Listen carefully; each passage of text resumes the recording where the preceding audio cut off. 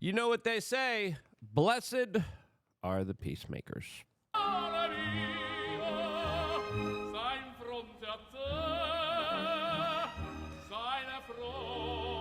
Yep, all of this as the official White House has posted an image of an AI Donald Trump. All of this as today, he's actually getting some interesting pushback and criticism from some of his biggest allies on what I think is the biggest issue at play right now, and that is his foreign policy that we're getting some very interesting insights on as we have the latest juicy details surrounding the big firing of a national security advisor that allegedly wasn't serving the United States, but serving and working for another country to the point where even Donald Trump said enough is enough.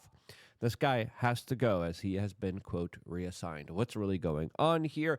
What is this country in question doing right now? Well, we're going to get right into it in a very spicy, interesting conversation like no other here on youtube.com/wearechange. Subscribe, click the notification button, as of course we have this article here from the Daily Mail to start this off saying Trump's closest ally spectacularly turns on him in blistering rant.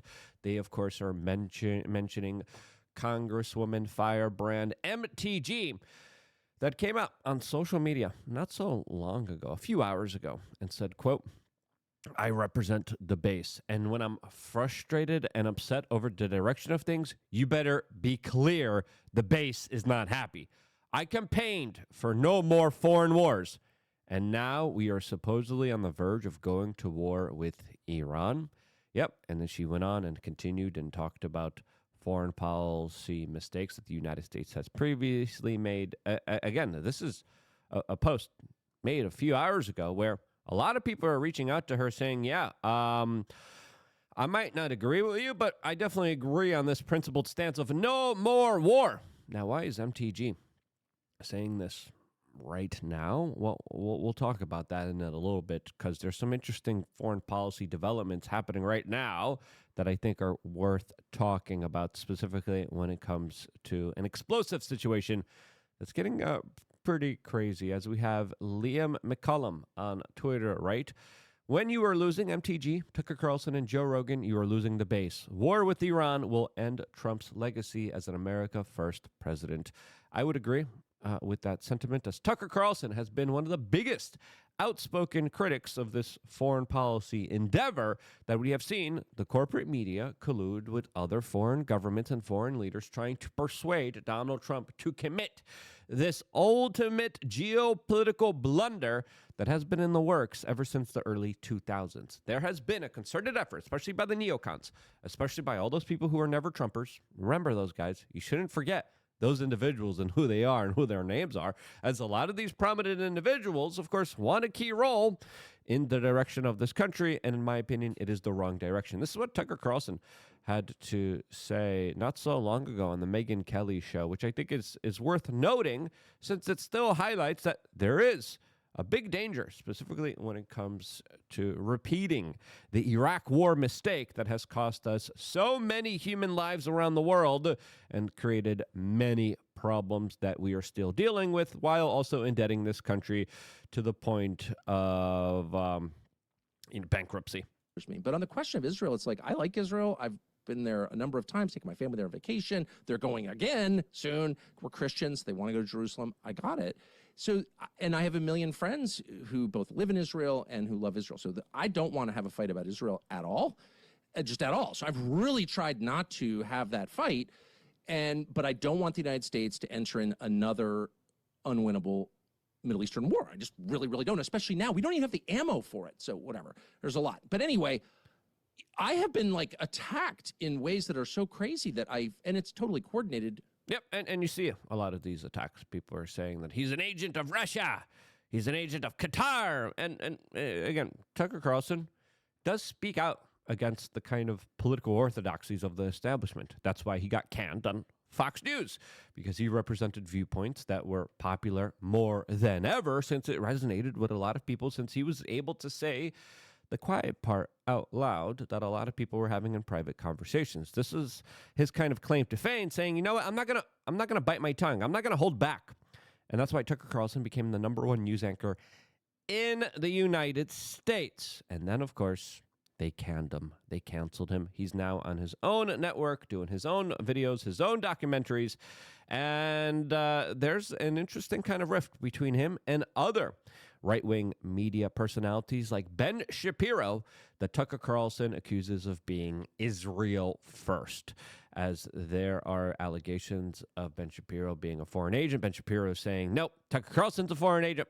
And the two go back and forth and attack each other. And there have been a lot of very interesting attacks here, as the conversations that Tucker Carlson has been having are definitely very inconvenient conversations, to the point where there's a lot of people right now calling him all sorts of names and accusing him of being a hateful, racist bigot. And again, this is nothing new. This has happened, but this is now an internal right-wing fight, that we haven't really seen previously beforehand. And we have seen Tucker Carlson make little quibs here, little statements there. A lot of people allude and attribute to Israel. His conversation with Matt Waltz recently was interesting, since Tucker Carlson argued that Israel would not survive if it wasn't for the United States. Matt Walsh kind of disagreed here, but they kind of all agreed in the sentiment of, America first. And now we have this bombshell information about Donald Trump's firing of Mike Waltz that truly is eye-opening. But before talking about that and the juicy details of what's happening behind the scenes here in the Oval Office, we wanted to tell you about the sponsor of this video, and that, of course, is BiltongUSA.com. Biltong is a family-friendly snack, low in carbs and packed with protein, making Biltong the ultimate health snack. Biltong is a great source of iron and also serves as a source of several other essential nutrients, including magnesium, potassium, and B vitamins, fueling gains in every aspect of your life, whether you're following a carnivore, keto, or high-protein diet. Biltong is the perfect addition to keep you on track. Use code WRC for 10% off of your purchases, and they have some, again, I like working with good stuff that I personally use, that I personally like, and this is one of the best products that I personally use, that I personally like. Anyone in my life, that my neighbors, the people that I do gardening with, the people that I hang out with, the people that I work with, I'm like, you want some Biltong? I'm like, yep, absolutely. And Anton is very nice to send me some of his products. I use some of his products after I come back from the gym. It's the perfect snack because, again, it's packed with a lot of protein. Our food is being deliberately robbed of its nutrition. If you look at all the fruits and vegetables and the mineral deficiencies that are being artificially created through monocropping, it's disgusting. And that's why a lot of people have been having a lot of success with carnivore. Personally, I'm not a carnivore. I like to mix it up. I need my carbs. I'm a Polish man. But they also have a lot of great dried fruit. But again, each his own. Some people just thrive off a carnivore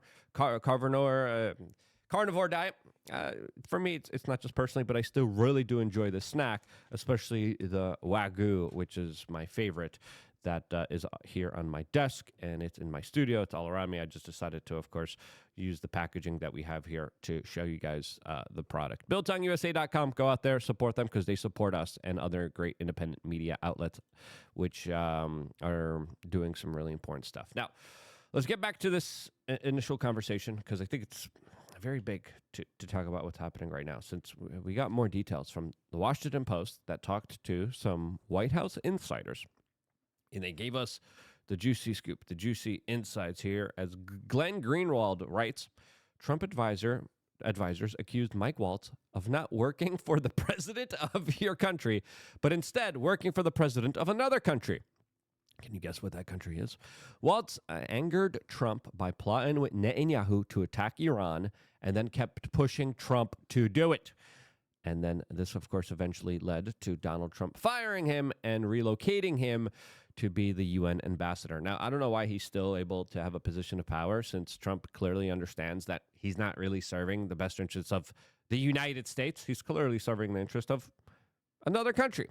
And if someone's doing that and they're in service of this government, but they're clearly pushing an agenda that's not in our favor, that's someone that I wouldn't want in a position of power. So him just being replaced to the United Nations, even though it's kind of a representative place, still isn't good here, as it's pretty clear here. Trump is pissed off with him, And why is he giving him another chance? Why is he putting him in another position of power? Why is he allowing him to speak to the world for the United States? As this article is titled, Waltz angered Trump over conversations with Israel. The fired national security advisor engaged in intense coordination with Israeli Prime Minister Benjamin Netanyahu about military options against Iran ahead of an Oval Office meeting between the Israeli leader and Trump, two people said. So initial conversations for two individuals. Two individuals remain anonymous. So again, it is the Washington Post, so take that with a grain of salt here. As we're also finding out that Waltz also upset Trump over an Oval Office visit in early February by Israeli Prime Minister Benjamin Netanyahu, when the National Security Advisor appeared to share the Israelis' leader's conviction that the time was ripe to strike Iran, two of the people said. The view by some in the administration was that Waltz was trying to tip the scale in favor of military action and was operating hand in glove with the Israelis. Okay.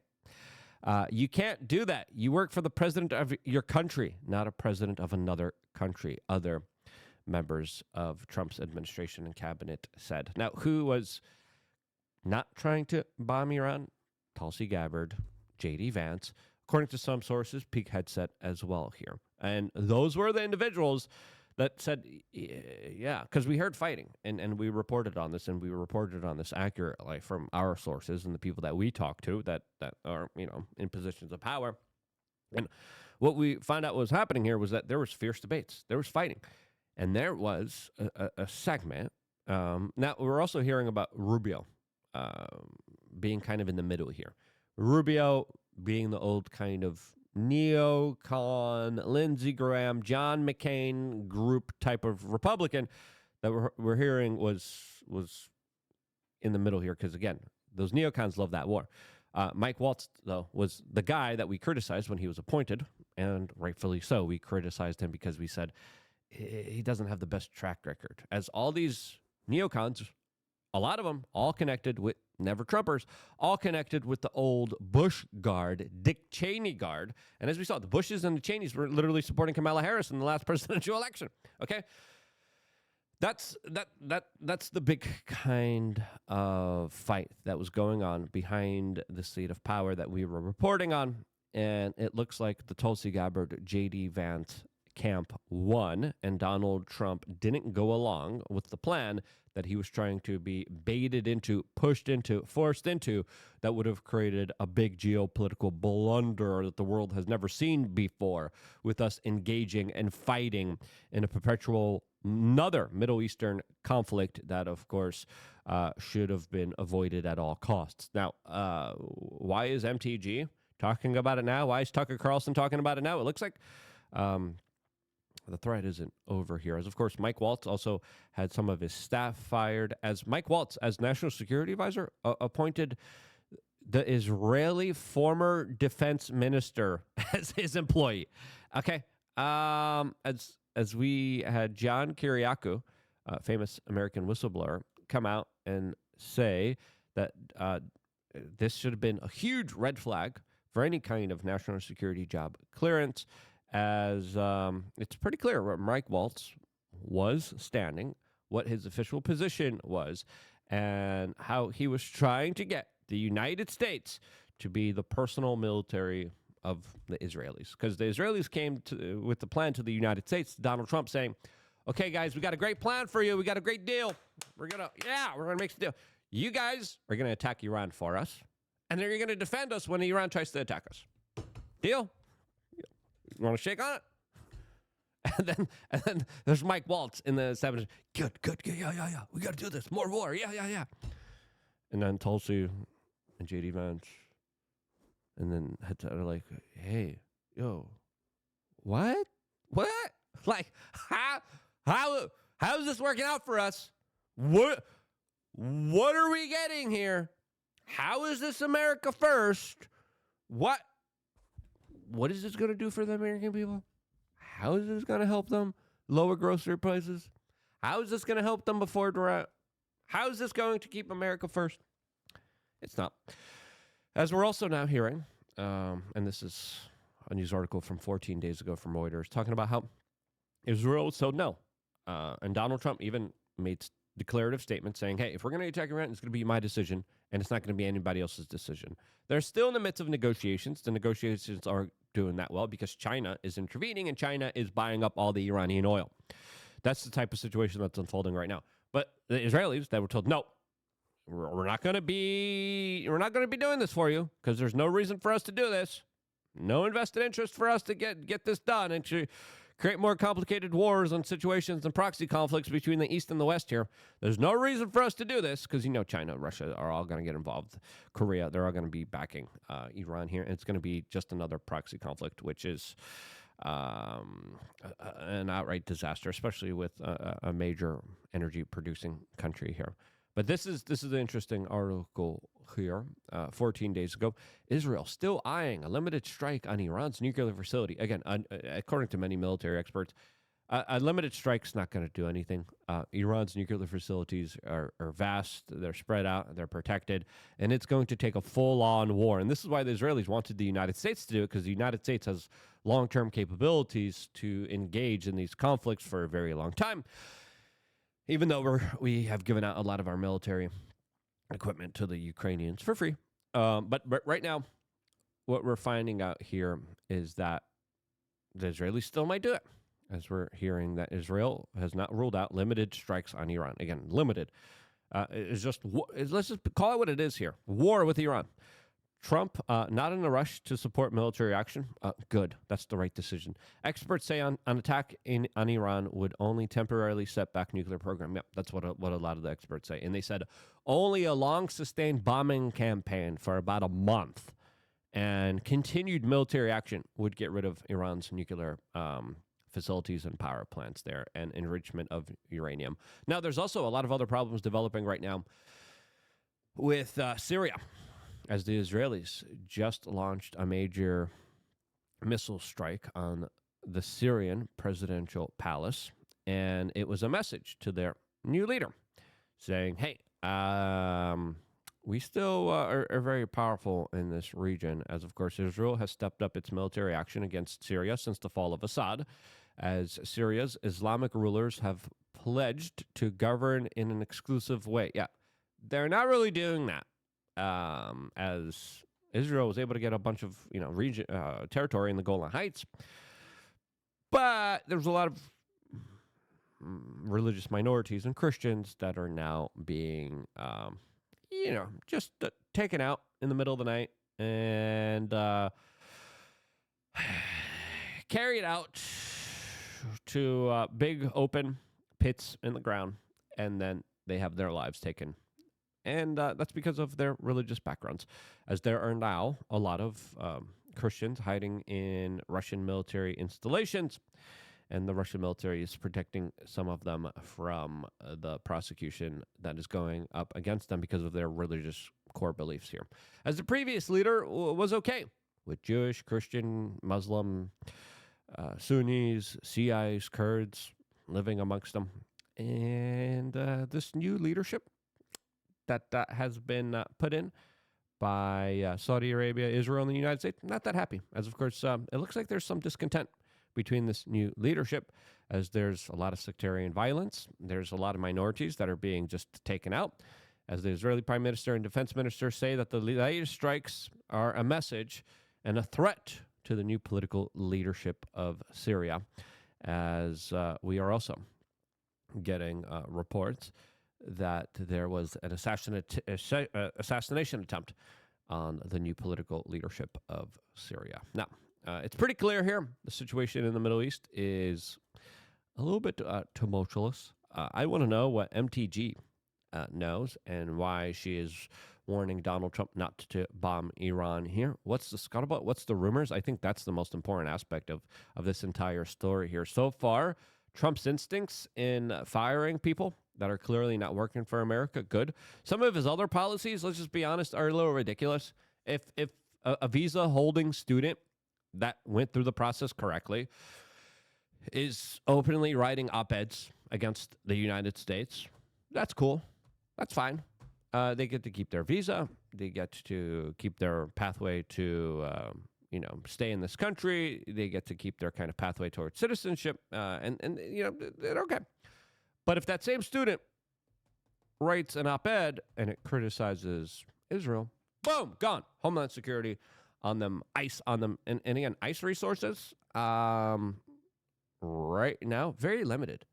They're very busy guys. There's a lot of gang members out there, but for them to stop doing that in order to prioritize people's political expressions, writing op-eds about foreign policy that are just a little bit critical of Israel and therefore they have to be deported, that right there is a Trump policy that I think is a little bit ridiculous. And I think we could say here definitely is taking away resources from ICE from actually stopping real legitimate criminals. And to me, that's a big mistake. And if you agree with my assessment and with what MTG and Tucker Carlson are saying, share this video.